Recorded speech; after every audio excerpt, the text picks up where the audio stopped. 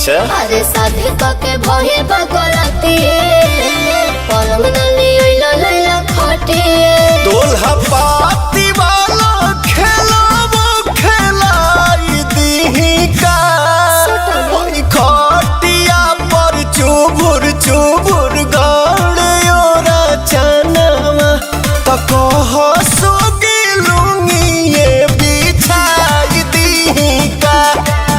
त कह सोगी लूंगी ये बिछाई दी का।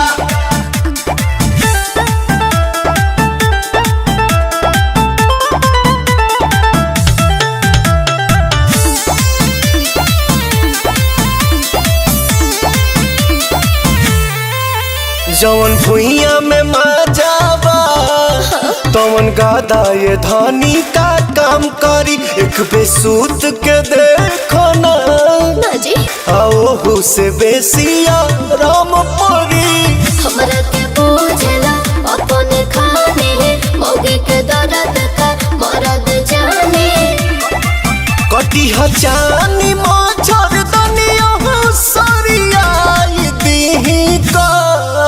होई खटिया पर चुबुर चुबुर गाड़े ओरा चनावा त कह सोगी लूंगी ये बिछाई दी का त कह सोगी लूंगी ये बिछाई दी का।